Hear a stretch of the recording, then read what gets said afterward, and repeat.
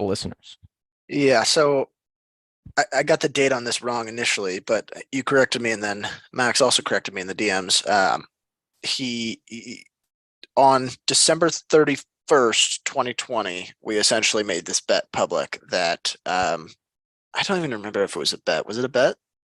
It was a poll, and I'll say what when you go through what the poll was, I will tell everyone what everyone voted on. It was a Twitter poll. Okay, it was Twitter poll basically which would perform better, Berkshire, Hathaway. I believe we classified it as the B shares for some reason. Doesn't really make a difference. Berkshire Hathaway or big tech, described as Facebook, Amazon, Netflix, Microsoft, Apple, Google. At the time it was FANMAG. Today, and I know this acronym hasn't caught on yet, it would be ManMag because Facebook is now Meta. People don't seem to be calling it that anymore. That's fine. We'll start it here. So ManMag versus Berkshire. Who would perform better over the next 3 years? Either that cohort, that ManMag cohort, or Berkshire. And what were the results of the poll? 80% said FanMag, as probably, not a surprise at that time period. That was right, what was it, December 2020, right near the peak of that growth bubble. So, yeah, no surprise. And I'm looking at the results so far. Keep in mind, there's still a year left. And ironically, I mean, now we own some big tech personally and in our fund. So we are kind of positioned on one side of this trade now. But the ManMag 2-year total return, and I believe I've done the math correctly here, I just took the average of the six, was negative 23.3%. It would probably be a little higher if you excluded Meta, but in terms of performance, it goes Microsoft number one, basically up 10% over the last 2 years. Alphabet is number two. It's actually up 1.3% over the last 2 years, which kind of surprises me. Apple's number three, essentially flat. This is total return too, not just price appreciation. So it includes whatever dividends they got back. Fourth best was Netflix, down 45%. Amazon was fifth, down 40. Hold on, down 48% roughly, and then Meta was the worst performer, down 56%. So in total, the average was minus 23% for the ManMag cohort. Berkshire 2-year total return in that time frame, 33.2%. So Berkshire has drastically outperformed big tech. And that's total. 32% was total return. If I'm looking on Stratosphere, they don't have the 2-year chart, but they have the 3-year chart, and they're up 41%, which is pretty good because we're really right at that pre-COVID peak for the stock market, or we're getting close, I guess, maybe a month away, and they had a compound growth rate of 12%. Not bad for the old. I don't want to call him. I don't want to disrespect him, but for the senior residents of the investor community, why don't we? Well, here's I guess first, are you surprised? And then I kind of want to look at we haven't looked at Berkshire in a long time. I want to look at him, see what we think. Am I surprised? I don't remember which side of the poll I took. I'm surprised the discrepancy is this large. I mean, it would take absolute heroics for big tech to get back to Berkshire levels or to win this bet within the next year. And it's maybe gotten a little better in the first kind of month of this year. It definitely has. But this is a massive spread that I wasn't expecting. Testament to the old Oracle of Omaha. He's done he wins yet again. But I am surprised I guess 2 years ago is kind of peak mania, right? Close to it. Yeah, very close to it. So seeing some of these numbers, I remember, so at first I thought we did this at the start of 2020. So that would have been the 3-year time frame, and Berkshire basically doubled ManMag's performance over the last 3 years. It would even But better, right? Yeah. well, not quite because big tech did better. Um, so Berkshire did slightly better than their most recent 2 year performance, but big tech did a lot better. They were, if I'm not mistaken, they were like slightly positive over the last 3 years. But to see some of these numbers like Netflix, Meta, Amazon, all down 45% or more, like it's just kind of staggering. I would not have thought, and I think probably for every one of those businesses, if you told me at the time, like, what would you buy it at? I would have said, I mean, 50% drawdown from here, I'd certainly buy it. And a lot of them basically got there, and not all, you know, we actually, we do own one of those, but most of them we do not. So, um, I don't know, pretty astounding. I also find it surprising that I did not know Alphabet had positive returns over the last 2 years. But Over, yeah. I guess That would have surprised me. Their drawdown hasn't been as bad as a Meta or a Netflix or an Amazon. It's been fairly steep, at least. Well, this week it's recovered quite a bit, and we are recording this as a note Thursday morning, so we have no idea what Google and Alphabet are going to do if they surprise something to the upside or downside. We are in the dark. But I should back also to mention that I put this on the time frame of January 1st, 2021 to January 1st, 2023. Big tech, if you include the month of January, would have much better performance because it's been basically just ripping this month. So it's going to be a tight race through the end of 2023. I think it's going to be a fun one to track. We're going to have to. It's going to be hard for us to remember. We might actually have to put in a calendar update for ourselves.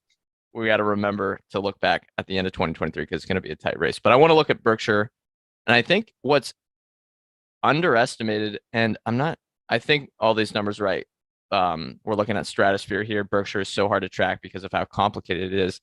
But either way, their earnings numbers basically, when Buffett first started, it seemed like a lot of it was common stock investing, at least under the Berkshire umbrella, right? They had a few operating businesses, but as they transitioned and got even larger, they acquired tons of operating businesses, as we well know, Geico, General Re, BNSF, the railroad, and the amount of EBIT or operating income they generate now is pretty astounding. I think because of how the new gap rules were on marking your public investments, that's screwing up the numbers here. But if we look at, say, December 2016, which again, their businesses are very steady, so it's not going to change much from there to now. They generated EBIT of about 30 billion, I'm seeing here. And back in the early 90s, it was basically zero. So I think that transition for them is quite impressive to becoming not just a holder of common stock, but a holder of, or an owner of business they have full control of. it might not have been actually zero. It was probably Right, more fair. like 3 or 4 billion in EBIT. But Well, no, it was. I mean, make it for go to it's 2000. Start it from 2000 because well, that was the point in time when they were saying basically we're much larger. Expect us to. yeah, 2000 was about 8 billion. Let me look at. Well, go to 2000 just so we can see the CAGR. Okay. Because that was when they were saying we'd be happy with a 15% return from here. Let me just do. I'm gonna do revenue because the EBIT number is getting screwed up by that mark to market stuff. But I will change it to 2000. Revenue would be a good proxy. Yeah, it should be fine. So Revenue slightly under, 33.8 billion. about a 12% growth rate annually. Yeah. They have done so much though, and I don't know. I'm not sure particularly on that accounting thing you mentioned, but they've done so well on their public equities book that it's like I'm not sure revenue even encompasses like how impressive the performance has been. Yeah, let's look at the cash and equivalents. Really high, I think. Basically 14-15% since 2000. Yeah, Building up.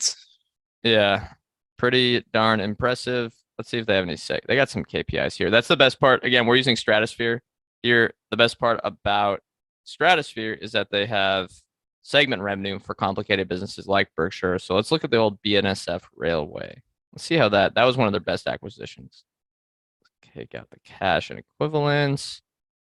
I mean, pretty darn consistent because they acquired that at a very, very cheap multiple. And as we've seen, yeah, the railroad industry can be a bit cyclical, but really, really darn good. And anything else here that's interesting? You see anything, Ryan? Investment income? They don't really care about that. BNSF profit before taxes. Let's do that one. That might be a little steadier than. Yeah. I mean, yeah, the profitability at some of these railroads, they really time that well. I think so. What year did the acquisition close? Like 08, 09? No, it was post GFC. So 2011, I think, was when it closed. Maybe 2012. Not exactly sure, but I know it was announced around that time. And yeah, they bought it for. Actually, let's confirm that. I'm gonna stop sharing the screen. I remember going to we went to the Berkshire annual meeting. There was some wild BNSF protesters. No, you know what? They weren't the wild protest. There was kind of a worker. There was a group of workers that were kind of protesting. I don't know if it was conditions or I don't know if it was like a union or something, but they were outside the auditorium protesting, and then the people that don't like Buffett because he donates to Planned Parenthood.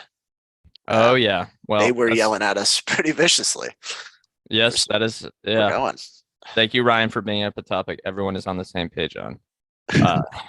Okay, here's Buffett paid Berkshire paid $34 billion it was announced in late 2009. Not sure when it closed, but that was near the bottom, but maybe 6 months after that March bottom in 2009.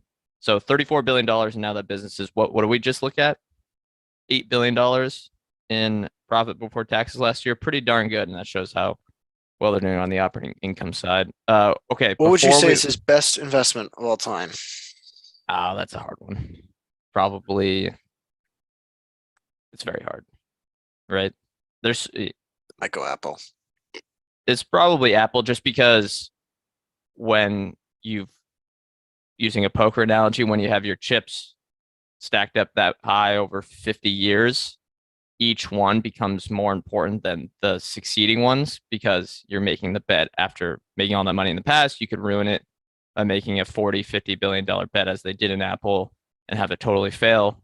And they were quite successful. So yeah, I'd say that. Back to the last question before we figure out or go to the next topic. Who are you going to take?